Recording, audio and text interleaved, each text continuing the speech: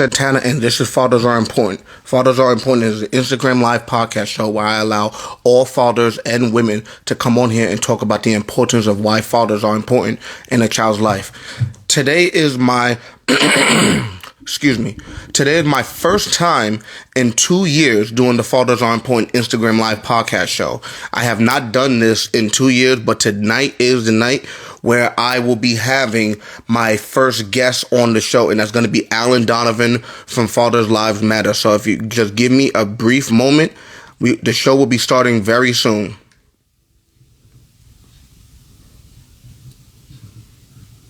We will be having Donovan on the show today. And he will be on here in 1 second from Fathers Lives Matter. And he's not on here yet, but he will be on here very shortly. Just give me 1 second, everyone.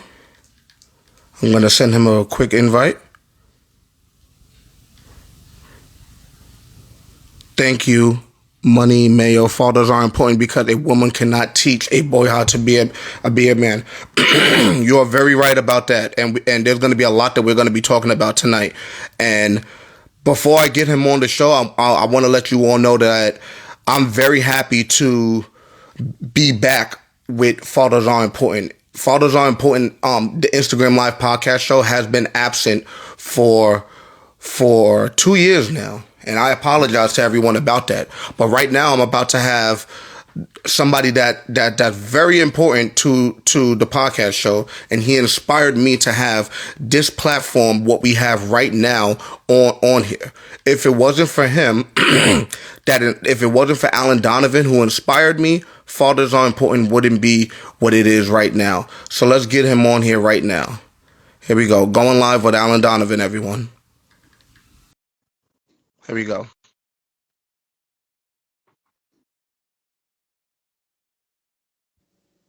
Yo, my brother, how are you doing? I can't even see you. Can you see me? No, I can't. Oh, I can see you. All right, well, let's get the show started. I don't understand. How about we try this again? Matter of fact. Okay, let me do this. I'm going to jump out of here, and I'm going to come back in, and we'll see if you can get me back in. I don't know. Every now and again, Instagram decides to be fucky, and this is one of those times.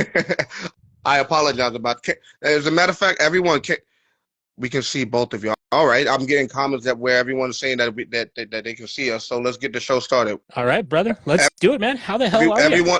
Everyone, just comment one more time. Can you see the both of us clearly on here? They're commenting saying I see him just fine. All right.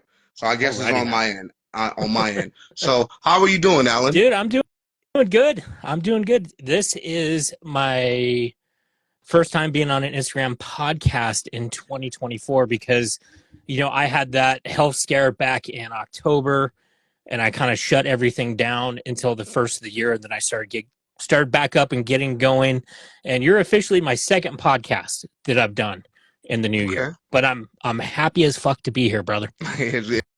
And it's good to have you here. Yeah. And like I had mentioned before you jumped on here, to everyone that, excuse me, this is my first time doing the Fathers Are Important Instagram Live podcast show in 2 years. We have went MIA for a little bit and is back now. And who better than to have on the show for my first guest for 2024? None other than Donovan himself. Well, thank you for giving me that opportunity. Absolutely. So before we get the show started, can you let everybody know, for those of you who don't know who you are, can you let everybody know your name and where you're from? So, my name is Donovan. I am in Montana. I am the creator of Fathers Lives Matter. I started Fathers Lives Matter back in 2015. Like most of our audience, I'm a father. I went through the family court system. The first time I went through it with an attorney. I had all this belief that family court was fair, that I was going to be treated equally. I got my ass handed to me. Okay. I got my butt kicked. That $10,000 that I spent on my lawyer, fucking gone. Never going to see it again. I fired my lawyer. I had 6 months to go until my next court date down in Kentucky. And I had to make the decision. What am I going to do? Because I didn't have $10,000 to blow on another attorney. I had no money, you know, Mm-hmm. and I made the decision that the best person to represent my son and myself is me. I'm the best person for that job. So I spent the next 6 months teaching myself family law in the state of Montana and in the state of Kentucky. I rolled into court in Kentucky with 13 binders full of stuff, evidence that had accumulated. I walked out of that particular hearing having won 50-50 custody. In that hearing, the judge addressed me and told me that he had never seen a father so well prepared come into his courtroom. He asked me a whole bunch of questions. He asked me if I knew anybody down there, if I'd ever been there, if I'd come there by myself. And he said, Mr. Donovan, I've never seen a father so prepared to come into court and represent himself. Because when I first walked in there, he asked me, he goes, Mr. Donovan, where's your attorney at? And he kind of gave me that up and down, that side eye look like, what the fuck is this guy doing? Is he stupid? Is he crazy? And I said, Your Honor, I am my attorney. And he goes, He goes, okay, well, you understand that if this does not turn out how you want, you can't declare a mistrial. And I said, yeah, I understand that. I'm well aware of how it works. And he's like, okay. He's like, do you want to do this? I was like, yeah, let's fucking do this. I didn't say fucking, but, I said, let's do this. And we went through it. I walked out of there 50-50 custody. Best part of that day, aside from getting 50-50 custody, was my son's mom. Her attorney had to write up the order. She had to write up the judgment. So I had to stay behind outside waiting for her to write that up. She came out. She handed it to me. I shook her hand. I looked her in the eye. I said, you know what? This was really fun. We should do this again. And I winked at her. And boy, brother, let me tell you, if looks could kill, I'd be dead. I would have been dead on the spot. So that transitioned me into a 50-50 joint legal custody kind of situation. It was weird. I was 2,000 miles away, but I still had joint and legal custody. The judge had wrote it up that way. In fact, the judge went so far as to tell me that when I moved down there to come back and see him, and he would make me the custodial parent, which is like freaking unheard of. Very that unheard is just of. unheard of. That he was that impressed with what I had done. So I went back to life, and Fathers Lives Matter transitioned from being more about myself and my personal journey to helping fathers, because I discovered, hey, I did this on my own without an attorney. I can start passing this on to other fathers I know. And so I started doing that because at first it was just my kind of stuff about me and like memes here and there. And I started branching out. So 2 years later, I found myself back in Kentucky in court again. I walked into court. This time I was essentially back to square one because of some hanky shit that had happened down there. Then, basically took away my rights, unknown to me.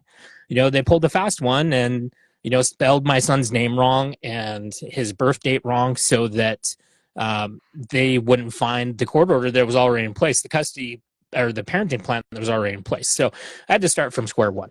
I walked into the courtroom. The judge remembered me. He greeted me by name. He said, Mr. Donovan, how are you doing? I said, I'm doing good. I walked out of there 20 minutes later with full custody of my son. Okay.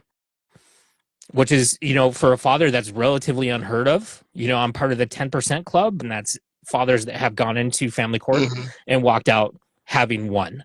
I got back home 4 days later, and I had to make a decision as to what to do with Fathers Lives Matter because, my battle was over. I didn't have to fight the system anymore. I had won. But I knew that there was thousands of other fathers out there who were not so lucky, who were in the spot that I had just been in. And I made the decision. Well, my decisions were I could shut it down. I could hand the page off to somebody else, or I could take all the knowledge and everything that I had learned over the last couple of years and start passing it down to these fathers. And that's what I decided to do. And in that process, the Father's Truth was born, which is the podcast that I do for fathers. You've been on there plenty of times. I've had many other fathers on there that have no voice. The Father's Truth exists to give you guys a voice, to tell your story with no judgment at all, to just let you get your story out, because that doesn't exist. There's very few platforms besides me and you and a couple of others that will bring a father on there and no questions asked, just let him talk for an hour and let him get everything off his chest wherever it goes. And I've taken a lot of flack for that over the years. I get a lot of people that are pissed off that I don't vet these fathers. And I tell them, look, I'm not a reporter, okay? I'm not here to vet these guys, to question these guys. And besides, there's really no way I could realistically do it. Mm-hmm. I said, this is just a platform for these guys to tell their story. If you want to believe what Joe Schmo says, great. If you don't want to believe him, that's your opinion as well. You know, I'm not here to sway it either way. I'm just giving this guy a chance to tell his story. In the process of doing that, I've gotten death threats. I get death threats all the time, you know, so I don't disclose my actual location just because of that. But Fathers Lives Matter has made these massive jumps in the last year. I mean, like today I hit 80,000 followers. I'm going to be at 100,000 followers. Thank you. I'm going to be at 100,000 followers probably by next weekend if it keeps going the route it's going. Xander is my son. He is a very integral part of Fathers Lives Matter. He makes videos with me. He's been on the podcast many, many times. Him and I were actually in a documentary last summer. A film crew flew in here to my hometown and, you know, spent 2 days with us, filmed us, did an interview. Xander was part of that. And that's going to be coming out on, I think it's going to be Netflix is what it sounds like. That's going to be coming out on Netflix here the next year after that. So, you know, we're kind of shooting for the stars. And right now, it's just all about doing everything I can for you guys. That's why I do this. Now, here's my question to you, because I've seen a video where Xander was giving advice to fathers about having a really good co-parenting plan. How long has he been understanding what parental alienation is, and how long has he been seeing what his mother has done towards you and him and himself when it comes to having a relationship with you as his father? So he knew probably within 6 months of getting full custody of him, of bringing him home. He's a very smart boy. He knew kind of what was going on when I was still in the thick of it, but he was really young. So he wasn't able to properly voice what was going on. But when he got back up here, his mom, let me see, what's the right word for this? And let me preface this. I have a really good relationship with his mother now. We're really good friends. Like I can text her randomly and be like, hey, what's going on? And she does the same. And, you know, we work together for Xander's betterment now rather than working against each other, which I think is a very important point. But she kind of started distancing herself once I got custody of him. You know, the phone calls were, once a week, then dropped down to like every couple of weeks and then dropped down to like once a month kind of thing. And Xander actually called her out on it. And then it was at that point where I was like, okay, I need to sit down and have a discussion with him and just be very open and honest with him. I've always been very open and honest with my son about this. And a lot of people think that's a bad idea, that, you know, I've told him the reality of the situation. And, you know, my answer is he sees what I do with fathers. How old is your son? He is 13 How old is Xander? now. Xander 13? Is 13 now. Yes. Wow. And at such a young age, he understands what parental alienation is. Yes. He knew what it was. He had an understanding of what it was when he was 8. I've just been very open and transparent with him about my relationship with his mom during those times. We've talked about it in depth. He's made some videos with me when he was like 8 or 9, talking about the mental abuse side of things that he experienced down there. And he's just overall a very smart boy, you know, and he's well aware of what's going on. And I did that specifically because I want him to know that this kind of shit happens. I don't want him to get taken by surprise. Now, if you excuse me for 1 second, somebody commented on here from Power of Man podcast. They're willing to get along when they lose control. With that being said, do you feel personally that since Xander's mother lost custody, do you feel that she's getting along with you for that reason? Basically, absolutely. basically what I'm saying is, do you feel personally that if she never lost custody, she would still be an asshole towards you? Oh, absolutely, because it was a huge power vacuum when she had custody, because I was basically like all these guys, all these fathers that I talked to, I was looked at as a piece of shit, Mm-hmm. somebody who was just a paycheck is what I was at the time. Mm-hmm. Once I got full custody, the balance of power shifted dramatically. And she didn't have that control over me because, like, in most instances, she was like holding my son over me, dangling me, oh, where's that child support? Here, all that kind of shit that we hear about. That's a very real thing. And what Rory is saying is absolutely true. Once I got custody, everything shifted because she did not have the power anymore. I had the power. I was the one that could make and choose, what was happening. I had the power to make the decisions, all that stuff, Mm-hmm. and the power dynamic absolutely switched. And she had no choice but to get along, to go along. And I made it very clear to her from day one, look, I want you to be a part of his life. And the one thing that I have never done, everything that she did to me, I have never done that to her. I have never held her, accountable for those things And I'm sure because it you doesn't would do, never do it. no, because who's the person that loses in that situation? It's not her. It's not me. It's Xander, Xander. and Xander, he didn't choose who his parents are. So it would not be any more fair to him than when she was doing it to me. And I'm not going to do that. That's not who I am. I'm always going to take the higher road. I try as much as I can to encourage their relationship to the Mm-hmm. best of my ability. How old was Xander when she lost custody? And what was her reason for losing custody? What did the judge hold against her for her to lose custody? So he was 7 years old when I got him back. Okay. And I don't really want to go into it because that's personal stuff in her life Okay, no problem. that, it's not my place to devolve. But I'll just say this, she was not in a good place. Okay, not a problem. Now, my next question is your platform. You have inspired so many people from all over, not just the people that we have on here now. You've inspired people such as myself. I never forget 2019 when I was home and I was going through it much like everyone Mm-hmm. else that is watching this right now. I was going through it. I was new in the game of fatherhood, let alone parental alienation. I didn't know how to stand up for myself in court. I didn't know what to bring in court. I didn't know anything.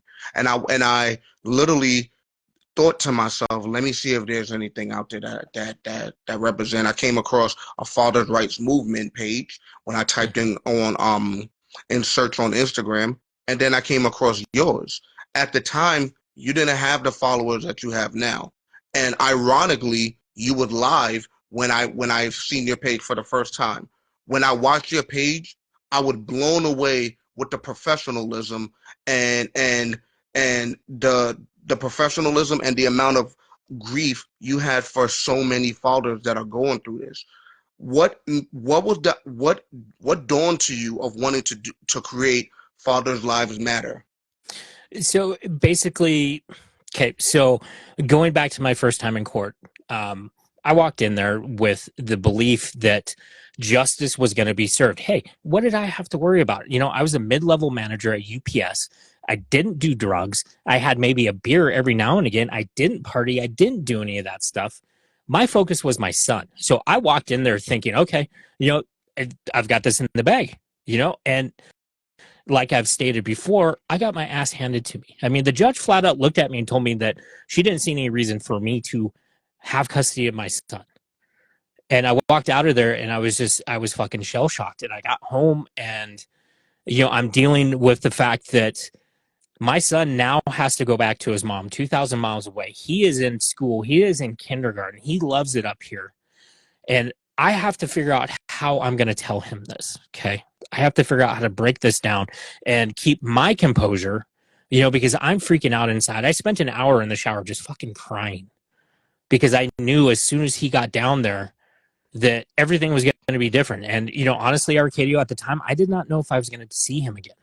there was a very real fear that I would never see him again, because that's how the situation was back then. And, I got to thinking, God, does anybody care about fathers? Does my life matter to anybody besides my son? Because obviously the court system proved that they didn't give a shit about my life. My son's mom at the time didn't give a shit about my life. Nobody gave a shit about my life. So that's how Fathers' Lives Matter came to be, because, the only person that cared was my son. And it was just kind of a way for me to chronicle what I was about to go through, because I was scared to death. I was scared shitless when I made the decision that I was going to teach myself family law.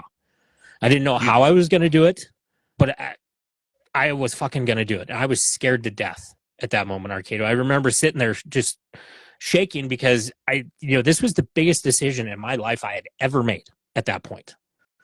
And I didn't know how it was going to end, how it was going to end up, and that's how Fathers' Lives Matter came to be. How long were you teaching yourself family law?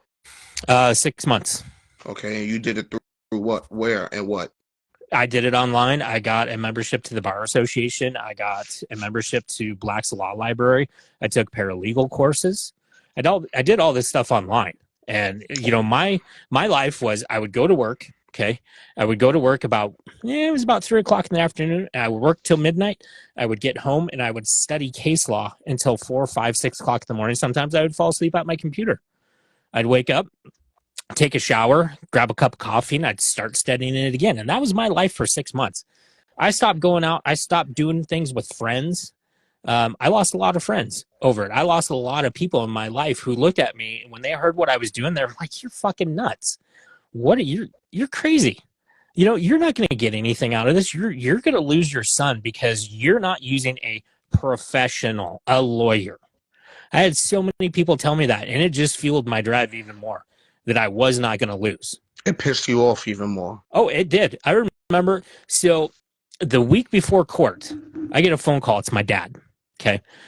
And my dad has passed on now, God rest his soul. But to him. He was on the phone and he said, "Hey, what are you doing?" I said, "I'm just, doing what I'm always doing, studying law books, figuring this shit out." And he goes, "Well, hey, why don't you come over? We need to have a conversation." Okay. And I don't care how old you are. When your dad says, "Hey, you got to come over and have a conversation," you're like, "Okay, what the fuck's going on?" And so I went over there. He's like, "Sit down." I was like, "Okay." He goes, "I think you should take what they're offering." And I wasn't even thinking about what he was saying. I said, "What are you talking about?" He goes, "Rachel's lawyer in Kentucky, they've offered you a settlement, right?" And I said, "Yeah." And he goes, "I think you should take it." And I said, "Are you serious?" I said, "Do you realize if I took that settlement, what that meant?" And at the time, they were offering me 1 week in the summer. Okay. At that time, I lived 2,000 miles away from my son. It takes 2 days travel time to get there and back. And so basically what that would have meant if I would have took that deal is I would go down there and I would stay down there the entire week and then come back. And I looked at him and I said, "You realize you will never see your grandson. You will never have a relationship with your grandson again if I take this offer." And he goes, "Yeah, I know." He goes, I'm just really worried that you're getting your hopes up and you're going to go down there and get squashed. And it'd just be better off, taking their offer." And I looked at him and I said, "You know what? Respectfully, fuck you. I'm not going to take their offer. And how dare you tell me that you think I should take their offer? How dare you tell me not to go fight for my son, not to go fight for your grandson?" I was like, "How dare you?" And I walked out. And sorry, man. I'm sorry to hear that, Alan. Yeah, it is what it is. I mean, I know on some level he was trying to be a father, which was something he never really was to me, but he was trying to be a father and trying to, protect me in some way, shape, or form, because that's all he knew. He knew that I should just roll over and I should just take what I'm given and just accept it and be happy, that I got a scrap from the table, so to speak. And that just drove me even harder to fight. And I rolled in there to court with 13 binders. I came back up, and I went and sat down with him. I said, "Hey," I said, "I won 50-50 custody." I What was said, his response? he just kind of looked at me and he goes, well, I guess it's good that you didn't follow my advice. And I said, that's right. I said, you should have believed in your son. Now, my question to you is, what advice can you give fathers that are out there that are in the process of not knowing what to do when it comes to what if they want to represent themselves, if they want to give another 5 or 10K towards their attorney? What is the best advice you can give a father that's literally right now in the process of going to court? Fire your fucking lawyer, first off. Those guys don't care about you. I've been doing this for almost a decade now. And in that time, I've talked to a lot of lawyers. And I can honestly say I have only met one lawyer who actually gave a shit about the fathers they represented. You know, the big thing right now in family law is you see so many of these lawyers advertising that they're fathers' rights lawyers. Fuck that. They're not fathers' rights lawyers. They are doing the whole thing because they want money. That's what it matters to them. It's all about money, man. You guys that are listening, do this shit yourself. Unless you have a hugely complex case that straddles family law with criminal law, like abuse, things like that. If it's just a regular old, parenting plan issue, do it yourself, man. Save yourself the $10,000. Spend it on your kid. Don't spend it on some freaking parasite, because that's what these guys are. The majority of these lawyers are parasites. You've experienced it. You and I have had this conversation many, many times. You get these lawyers, they give you this song and dance, and basically they're like used car salesmen. Okay. When you walk onto the lot and you see a car that you like, they will tell you that car is tip-top shape. It's great on gas mileage. They will tell you everything you want to hear. Mm-hmm. Lawyers are the same way. You will walk into their courtroom and they will tell you, yeah, you know what? I can win this case for you. You can absolutely win this case, and I can help you do that. They will tell you that. They will promise you the fucking rainbow to get you to sign on that dotted line and to pay that retainer fee. Now, once that money hits their account, shit changes. All of a sudden, you're going to have trouble getting them on the line. You're going to have trouble getting them to answer your emails. Don't forget, every email that they answer is billable hours. Every phone call is billable hours. Okay, that $5,000-$10,000 retainer that you paid, dude, that's gone in a heartbeat. Real quick. Yep. I know that from experience. And the other fact of it is, these motherfuckers will not do what you tell them to do. Okay, they seem to forget they work for you. If you want them to file a modification, they need to do that shit. They will try and stymie you and tell you, well, Mr. Santana, I don't think that's a good idea that we do this. We should probably go ahead and do this. They do this because they're stretching it out. Okay. The longer they can stretch this out, you could have a situation that could be settled in one court date. But if they drag this out and file continuance after continuance and tell you that, oh, that's not a good idea for that modification or this, that, or anything else, guess what? You have to keep paying that retainer up. You have to keep topping it off. And that's more money to them while they continue to feed you bullshit. So if you're a father out there and you've got a high-priced lawyer that's not doing jack shit for you, can their ass. Do it pro se. Do what I did. You can do it. I mean, the biggest thing is you got to be dedicated to it. You can't half-ass it. So there's a friend of mine. Me and you spoke about this not too long ago. I'm not going to mention who this person is because we're live, but there's a friend of mine that met up with his previous attorney back in November for a current situation that he has going on. So he spent thousands and thousands of dollars, damn near 10 to 20K. So his attorney ended up telling him that the current visitation time you have now is going to continue being the same way of what it is. Everything is going to be the same, and all you're going to get out of this is just 1 hour. So my friend responded back saying, excuse me, but I didn't spend all of this money and give all of this money to you guys just to end up with just 1 hour. The attorney's response was, well, it's better than nothing. Yep. Most fathers don't even get that. What's your thoughts to what that attorney said? That's common. That's what they tell you. They will promise you the world trying to get you to sign with them.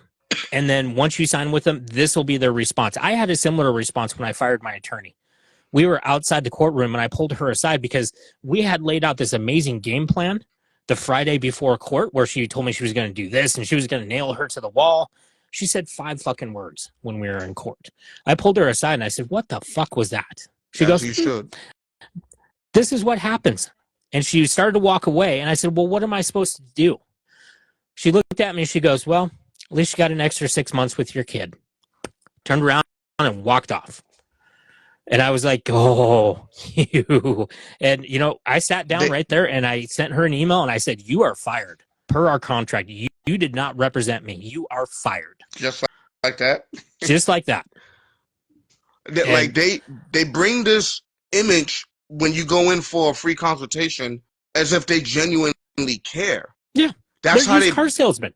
Yes, they bring, just like you said, car salesmen. They bring on this image as if they care. When you tell them everything that you've been going through, they will acknowledge it as if they will acknowledge it as parental alienation. Mhm. But what are they doing Nothing. about it? All they're doing is all they're doing about it is collecting your money Mhm. and really not caring about it. Now you will have genuine attorneys that are out there somewhere that will really care and fight for you hard. But they are few and far between because Very they few. realize the father's rights movement is an absolute cash cow for these guys.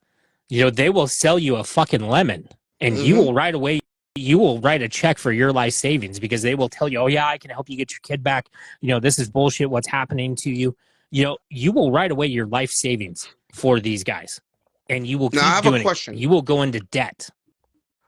Did you, excuse me, before everything transpired with you getting custody, did you have any type of visitations or like did you have low visitation? Did she let you see him at one day a week I had 1 or month a year.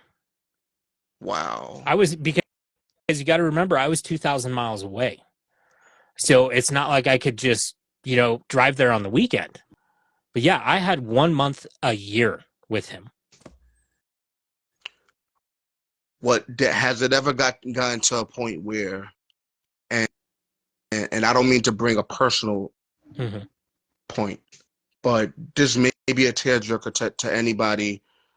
This may be a tearjerker to anybody because right that are watching right now because they might have experience with them. When you're having it with that one time a year or 1 month a year or however it was, those few little times that you spent with Xander, I'm pretty sure you had so much fun with him, taking him there, taking him to Chuck E. Cheese, playing video games with him, anything you could think of, you had a blast with him.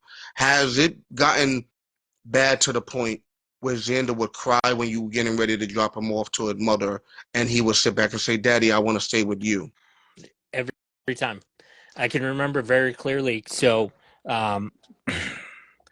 basically how it would roll because my relationship with her was so unfriendly that she would not come up to pick him up. She would send her mother, Xander's grandmother. That And sounds familiar. I very clearly remember him. The day that he was supposed to go back, he was hiding under a blanket on the couch. And he was begging me not to go. He was saying, "Dad, can't you just tell grandma that I'm hiding or that I ran away? And, I don't want to go back." And, it fucking killed me. Dude, it literally killed me. Those times where I'd bring him back for the next week, I was a fucking zombie. Did you get any phone calls or any video? Well, I'm not sure if they had video at that time, but did you get anything? Any phone calls or anything? Nothing, right? No. I was always the one that would have to call. And, 9 times out of 10, I would call. It would go to voicemail. I would text. I wouldn't get a text back for hours. And by the time I got a text back, it was too late. And when I was able to get a hold of him, he would be on the phone for 5 minutes and then he'd be being told to get off the phone. So I would say, I would ask her, "Look, can you send me photos of him?" And it was always, "Well, have you paid your child support?" It was always about the child support.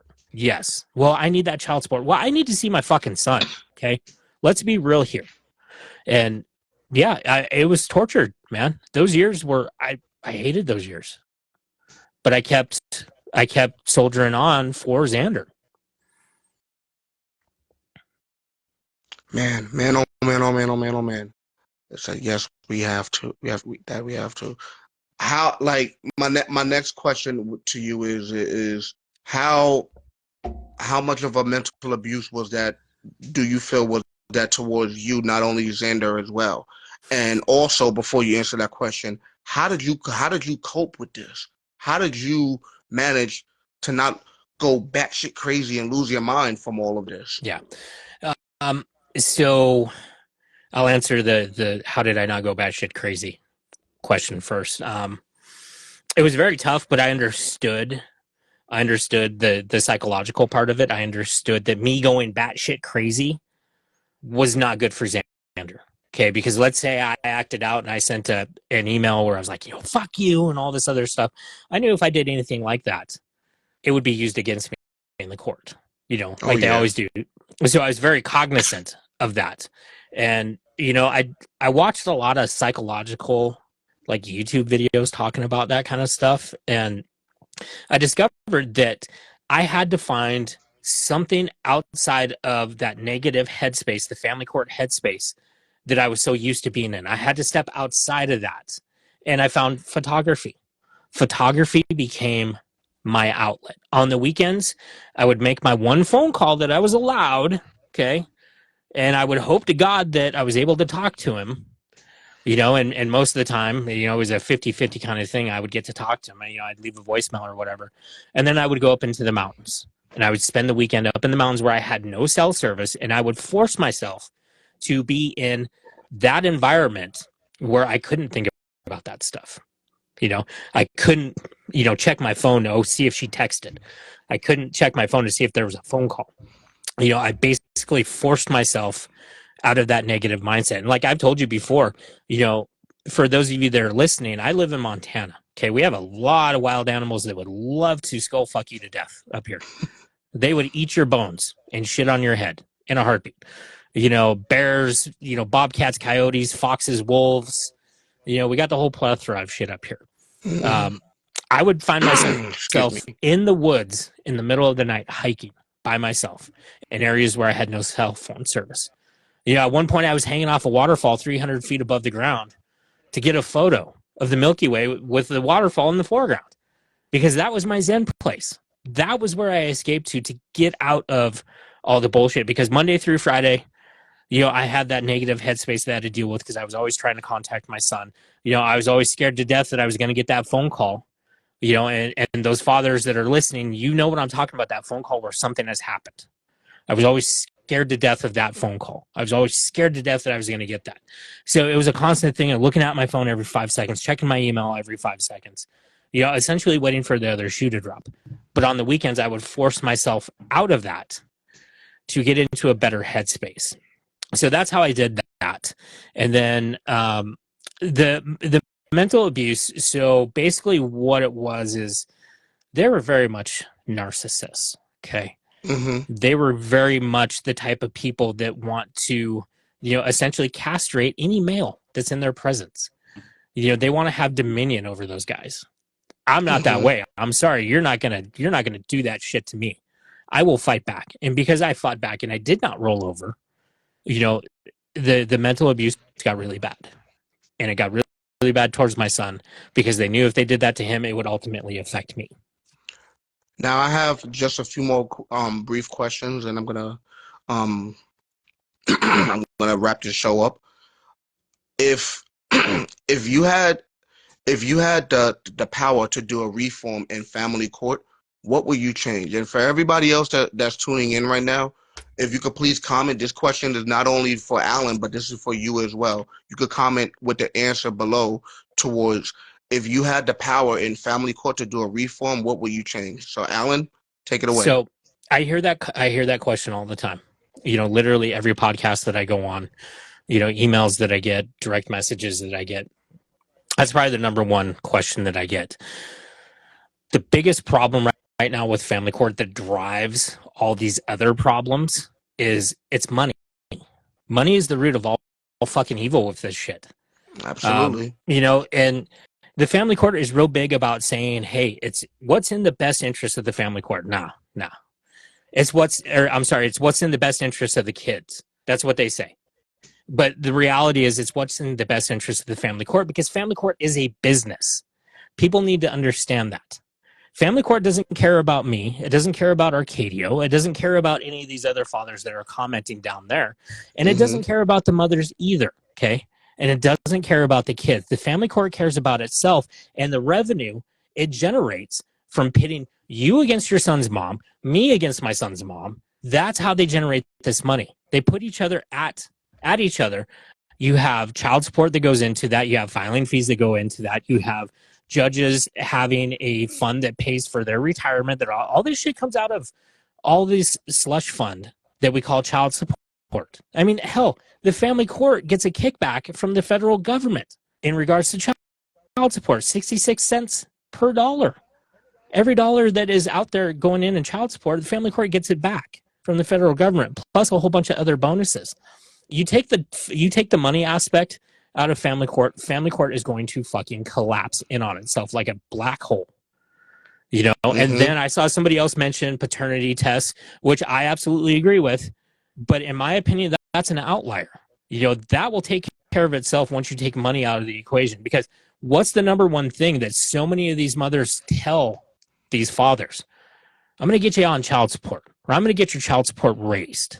I know you've heard that. I know I've heard that. Absolutely. That's the number one thing that they hang over the father's heads, because the family court allows it, because the family court wants them to do that. Because the more child support that's out there, the more money they rake in. The more attorney fees come in. That's what needs to be changed about family court, is take the fucking money out of it, and the whole thing collapses, and then you can start rebuilding to a more equitable situation where when you walk into the court, you are just as equal as the mom. Man, oh man, oh man, oh man, oh man. Now, my final question is, if you could talk to anybody that's alienating their child right now, for those mothers that are out there that are not letting their child's father come to doctor appointments, not telling them that their child is sick, not telling them about any awards celebrations, not telling them about that Xander, little Arcadio, or this child or that child or whomever had football practice, graduation ceremony, all of that, visitations, all of that, low visitations, everything. If you, Alan, and everyone else on here that's watching, if you, Alan, and everyone could talk to an alienator, what would your civil message be? So the first thing I would say is, you guys need to understand, you ladies need to understand that your child, they did not get to choose their parents. Okay. They didn't get to come into this world choosing you as their mom and their dad as their dad. Okay. Why are you doing this to them? Because in the long run, that's who it's going to hurt, because that's going to be a generational trauma. Okay. They are going to take that into their relationship. And ultimately, if it's a girl, she's probably likely going to end up doing that to her kids, because that's what she learned from mom. Okay. And if it's a boy, he's going to grow up and he's going to have a very skewed sense of what relationships are and how they function. And, as much as you hate your child's son, you have to be able to love your child more than you hate his father. Mm-hmm. That's a huge thing. And so many of these women don't understand that. So many of these women have been shanghaied by the fact that it's an easy dollar. And once again, we get right back to that. It's an easy dollar. Motherhood has been incentivized top to bottom and everywhere in between. I've posted a ton of videos about it. You've posted a ton of videos about it. These women do this because it gives them money. They get child support. They get all this stuff. If they can make your life living hell and get $600, $700, $800 a month, that's free money, man. It's tax-free money. They don't have to work, in order to get that money. So they just don't care. Motherhood has been ruined, and these women have to be able to break the cycle, because a lot of these alienators grew up in a family that functioned off of alienation. Their mother did it. Their aunties did it. They saw it and they learned it, and they did it to their children, and their children will do the same thing, because it's very much a generational cycle. It's abuse. That's what it is. It is abuse, and it needs generational to curse. stop. Yes. Alan, I want to thank you for being on the first Fathers on Point Instagram Live podcast show in 2 years. And I'm happy that you're continuing to your platform is to continuing to grow. I'm happy that my platform is growing, and together as a team with what we are doing, I'm happy that we are joining forces, helping everyone understand the importance of why fathers are important and why fathers' lives matter in a child's life. I'm happy that the Absolutely. both of us are continuing to do that. Do you have any Do you have any updates on what you would like to let anybody know? And before you answer that, everyone, if you're new to if you haven't seen me before, and if you're new to Fathers Are Important and never heard of it, please take the time out and follow Fathers Are Important. And if you're new toward Alan Donovan, please take the time out and follow Fathers Lives Matter, because his page is very similar as mine, and my page is very similar as his. So please take the time out and follow us both. Now, Alan, do you have any updates that you would like to let everybody know relating towards your platform? So basically, I'm getting back into the groove with the Father's Truth podcast. I've been Mm-hmm. kind of slacking on that. I'm getting back into the process. It's growing exponentially. Like I said at the start, I hit 80,000 today. I'll probably be at 100,000 by next weekend. The sky's the limit, and that's good because the bigger the platform gets, the further the word spreads, and that's the You're ultimate damn goal. right. I'm looking at organizing a gathering, a march in New York City this summer. I'm reaching out to a lot of people to put something like that together because it's way past time to do this shit. Where We I'm need at, to New all York. band together. Yes, yes, sir. New York City, man, the Big Apple. I'm working on that. That documentary is coming out next summer, so that'll be super exciting. Going on a bunch of podcasts, kind of doing a podcast tour over the next couple of months, and yeah, just trying to get more people to understand about the plight of fathers, because that's one of the biggest things. Is there are so if you do not live in this little father's rights universe that we all live in, and you're an outsider, you have no clue about what's going on. I scroll through my comments, and I see so many people that don't have a clue that this is actually happening to fathers. They have no clue that this little universe exists where fathers are getting fucked over right and left. So we're trying to change that, and it's, one step at a time, man. That's the biggest thing. We're growing. Just one final question from someone. J J Mino.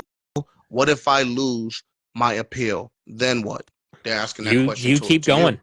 You step back, you reassess, and you keep going. Never give up. An appeal is just an appeal, man. You're always going to be able to do another modification.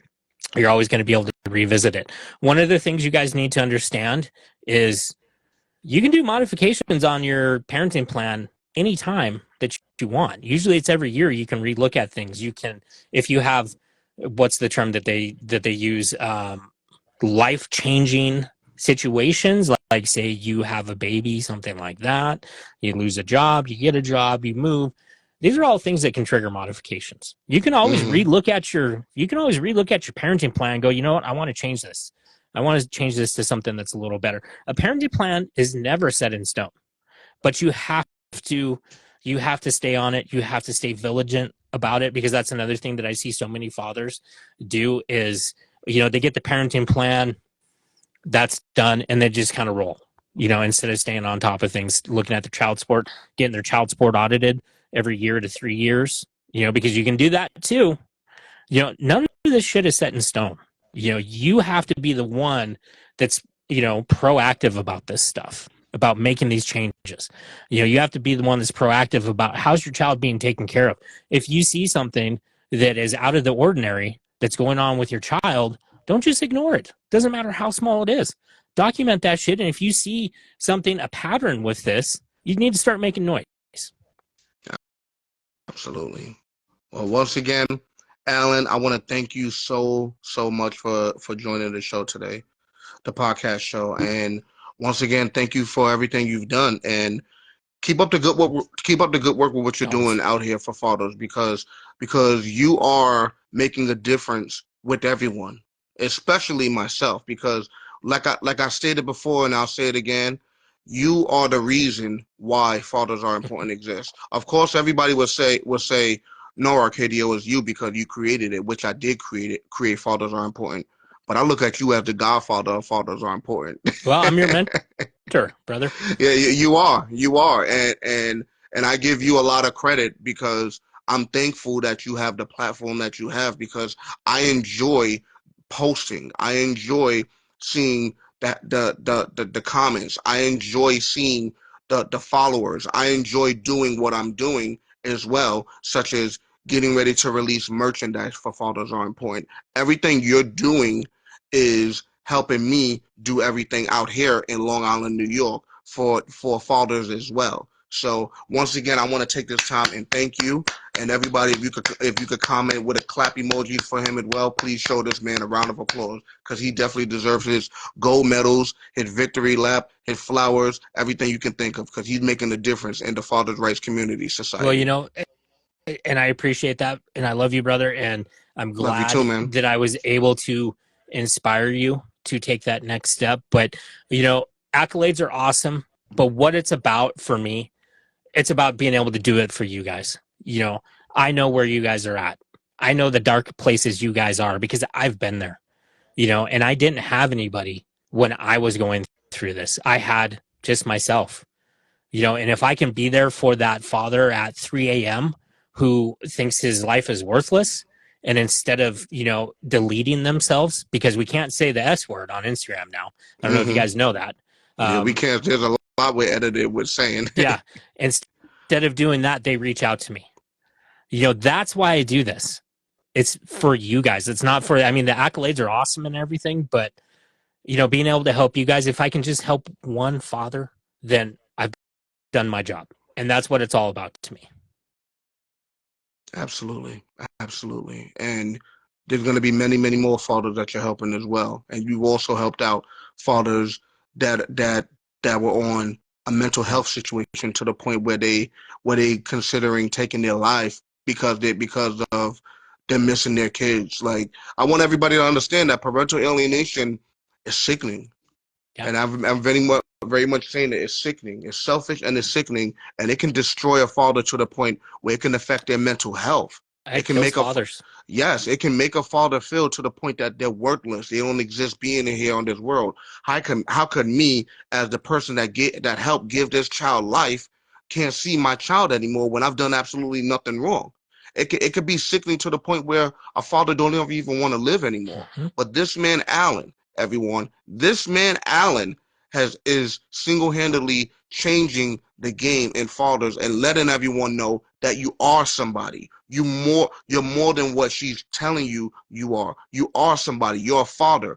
Don't give up. If she knocks you down, get your ass up before the 10 count and Yep. keep moving forward. Keep fighting. That's what winners do, and that's what it's all about with being a father in this world, letting everyone know why fathers' lives matter and why fathers are important. Yeah. And one last thing I want to say, the measure of a man is not how many times he's gotten knocked down. The measure of a man is how many times he's gotten up. I like that Rocky Balboa. Yes, sir. That's what it's all about. Well, once again, I want to thank you, and I look forward to having you on the show once again. Yeah. And once I get my show going back up, I'll have you on, and we'll talk about your situation, and we'll talk about fathers are important because you, my friend, we were neck and neck there for a hot minute, follower We wise. were, we Yeah. were, we We were were. neck and neck. I looked, I was like, holy shit. Arcadia was right there. Yeah, I've even seen at one point that I zoomed past you by like a tiny, tiny bit until you stepped on the gas pedal and your followers just zoomed past me and it went all the way up and I'm still trying to catch up. Yeah. Well, brother, just but keep I'm what but you're I'm doing, man. honored. I'm honored that you're where you are at because like I said before, it's not about a Yep. competition thing. It's about getting the name out there because when you Absolutely. win, I win. When I win, you win. When you have a good post, it makes me feel like I'm winning as well because I'm a father. Yep. When I have a good post that goes viral, such as how it was like I did with Indie Remy, you Yep. were very proud of me Absolutely. and you felt like you won as well because we as fathers are in this together. We as fathers have to stick together because we have to stick together because they look at us as if we're secondary class citizens when we're not. Well, and at the end of the day, and this is a big thing, it doesn't matter what your skin color is. Okay. If you've been through the family court system, man, I consider you my brother. Absolutely. Absolutely. We're brothers united in a war. Absolutely. Don't want to hold you up too much. I'm gonna wrap this show up and please send my love back from Long Island, New York to Montana, the mountains and the cold of Montana. It's not cold now, man. It's 45 degrees now. Wow. Wow. I guess those bears warmed it up out there. It's a big difference from 2 weeks ago. Yeah, it's a big difference from 2 weeks ago when it was 35 below zero. Yeah, it's cold. It's cold out here in New York. I don't even want to go outside. That's how cold it is. Well, I'll send you some of that warmness. All right, brother. Thank you. And once again, please share the love. Please share the love, letting everyone out there know why we as fathers are important. Always, my friend. You have a good night. You do the same, brother. Take care, man. Now, ladies and gentlemen, that was Alan Donovan from Fathers Lives Matter. And I just want to let you all know that if you personally yourself are interested in being on the Fathers Are Important podcast show, please give me a phone call or text at this phone number. And I want everybody to write this down or put it in their phone at area code 631-452-6720. That's area code 452. I'm sorry. Let me give you my number because I forgot the other number. 631-452-8922. Give me a text or phone call at 631-452-8922. All right, everyone. It's been real, and we will talk more later. Have a good night, everyone. And I'm letting you all know that my name is Arcadio Santana, coming to you live from Long Island, New York. Have a good night.